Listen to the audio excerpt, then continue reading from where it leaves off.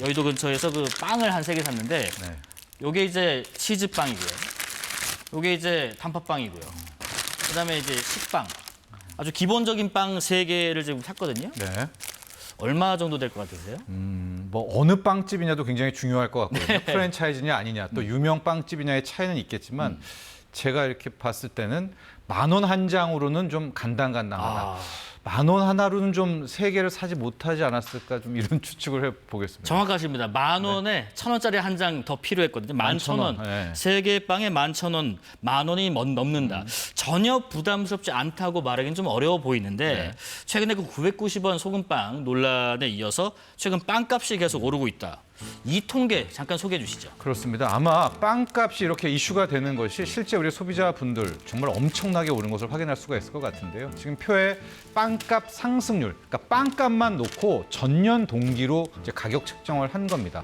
1, 2월까지 원래는 빵값 상승률이 예. 보통 뭐 1%, 2%대였는데 연초부터 한 3, 4 이상한 조짐을 보이다가 3월부터는 계속 666을 찍지 않습니까? 이게 작년 3월, 작년 5월, 작년 7월, 8월보다 6%도 넘는 이제 가격이 올랐다라고 볼 수가 있습니다. 네. 실제 이번 달에 나왔었던 우리의 물가 상승률이 1.7%입니다. 1.7요. 네, 근데 이것도 약간의 이제 속내가 있는 것이 SK텔레콤의 해킹 사태 때문에 통신 요금 인하한 게 있었잖아요. 그래서 약간 왜곡이 됐기 때문에 통신비를 뺀다 하더라도 물가 상승률이 2.3%인데 그에 비해서 빵값만 따로 낸 상승률이 6.5%다.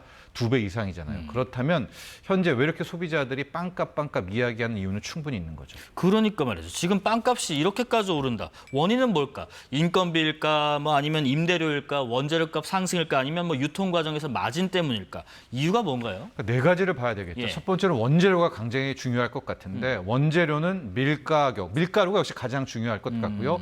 뭐 설탕, 우유, 계란 뭐 이렇게 될 수가 있을 텐데 밀가루 가격이 가장 중요한 것 같기는 합니다. 네네. 과거 이제 2022년, 2023년 우크라이나 전쟁이 한창 심해졌을 때 밀가루 가격 대폭등이 나왔잖아요. 그렇죠. 이제 그리고 나서 2024년 가면서 그야말로 급락을 했습니다. 물론 절대 가격으로는 밀가루 가격이 전쟁 전보다는 높은 게 사실이지만 기억을 해보시면 그때 밀가루 가격 폭등했다라고 해서 빵값이 한번 전반적으로 레벨업이 됐었거든요. 네네. 그건 안 낮췄기 때문에 실제 밀가루 가격 때문에 이렇게 매달 6%씩 오른다. 이거는 조금 아닌 것 같고요.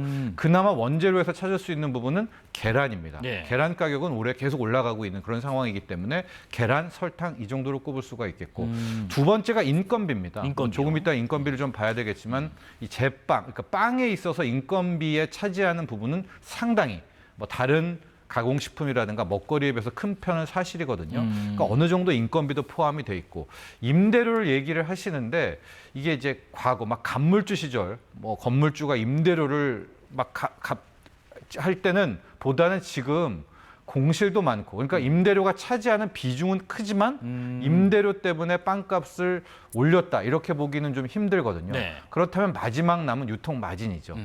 실제 뭐 통계에서도 국내 베이커리 업체들이 최근 1, 2년간 영업이익률이 올랐다는 그렇습니다. 부분이 확인이 되고 있거든요. 네. 그렇다면 원재료 중에서는 달걀, 그리고 인건비의 꾸준한 상승, 그리고 마지막에 역시 뭐 유통 마진, 마진율이하다 이렇게 파악할 수 있겠습니다. 지금 이런 이유라면 우리나라뿐만 아니라 다른 나라의 빵값도 비싸야 하는 거 아닌가라는 생각도 하실 텐데 실제 인터넷 커뮤니티나 SNS 보면은 다른 나라 빵은 안 비싸다. 만들어 보면 되지 않느냐. 베이킹 해보면 안다. 이미 재료비는 안정화돼 있다. 뭐 이런 비판들이 꽤 있고 최근에 그 바게트의 나라인 프랑스 일부 대형마트가 29센트 네.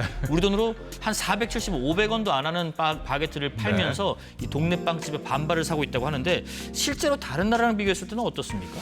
식빵 비교를 될 것 같아요. 왜냐하면 바게트 비교 뭐 여러 가지 빵보다는 이제 식빵 100g으로 비교한 통계가 하나 있습니다. 네. 공정위 의뢰로 이제 공주대 산학협력단이 조사를 한 건데요. 우리 같은 경우에는 가격이 얼마가 나왔냐면 703원대, 그러니까 700원대가 나왔고요. 네. 빵의 나라 프랑스가 609원, 그러니까 거의 600원대 초반이다라고 보면 될 것 같습니다. 반면 미국과 호주 같은 경우에는 역시 뭐 밀가격이라든가 이런 원재료 가격이 싸지 않습니까? 580원대에서 이제 구성이 되고 있는 걸로 봐서 실질적으로 객관적인 통계에 있어서도 우리나라의 빵 가격이 이제 비싸다라는 것을 확인할 수가 있습니다. 특히 뭐 빵지술래라고 하죠. 빵 좋아하시는 분들, 뭐 빵순이, 빵돌이 분들은 좀 부담일 수밖에 없을 것 같은데 공식적인 우리의 주식, 쌀 쌀값도 비싸졌어요. 네.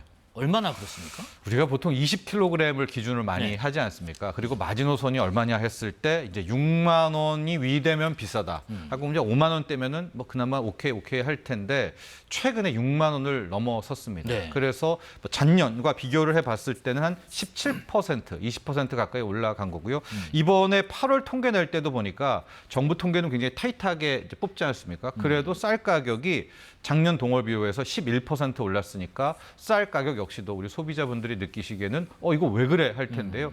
지금 현장에 나가 보시면은 20kg당 가격이 한 6만 300원대, 또 쌀 종류에 따라서 7만 원대도 이 대형마트에서 나오고 있거든요. 네네. 그런 상황이라면 역시 앞서도 말한 빵값뿐만이 아니라 쌀값도 이거 왜 이렇게 비싸졌지? 라는 것을 이제 토로할 만큼 수준이 됐습니다.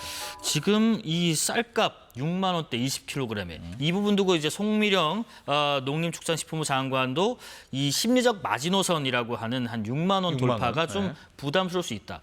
그러면 지난해보다 가격이 상승한 이유를 한번 들어보고 싶네요. 그렇죠. 여기는 좀 명확합니다. 지금 뭐 흉년도 아니고요. 뭐 쌀 농사가 망쳐진 것도 아니고 우리 비축량이라고 하죠. 이것도 네네. 많이 쌓여 있거든요.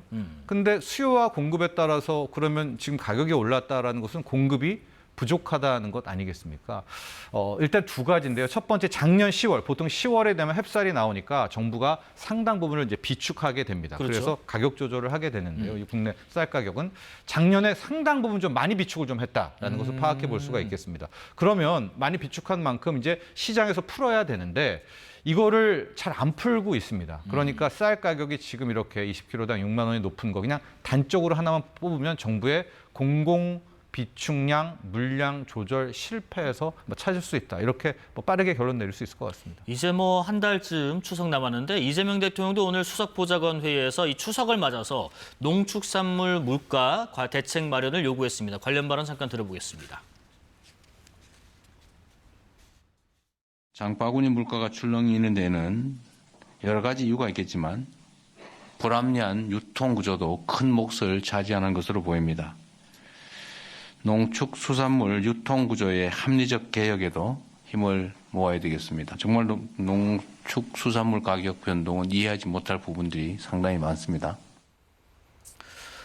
그래도 이제 불과 몇 달 전에 일본에서 쌀값이 폭등해가지고 우리나라에 관광 온 일본객들이 막 한국에서 쌀을 엄청 사가곤 했었는데 네. 지금 우리도 그렇게 될지 모른가 싶기도 하고 또 시중에 쌀을 마냥 유통하기에도 송미령 장관이 앞서 다른 내용에서 언급했던 것처럼 농민들 입장을 또 고려해야 된다. 쉬운 일이 아니다.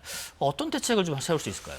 그렇죠. 뭐 가장 쉬운 방법은 여기서 물량을 풀어버리는 건데 그렇다면 농민의 반발도 있겠고 당장 다음 달 10월이 되면 햅쌀이 시중에 풀리잖아요. 그러면 쌀 가격은 바로 또 급락을 해버립니다. 네. 그래서 지금 당국의 대처는 뭐냐.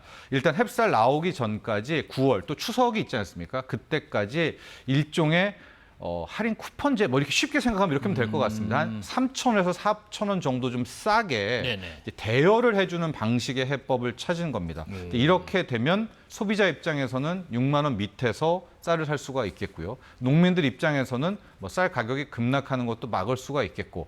다만 이것을 하게 되는 것은 정부의 돈을 푸는 형식 아니겠습니까? 그렇죠. 이제 정부가 이것을 떠안게 되면서 결과적으로 세금 부담 이런 논란은 함께 나올 수가 있을 텐데요.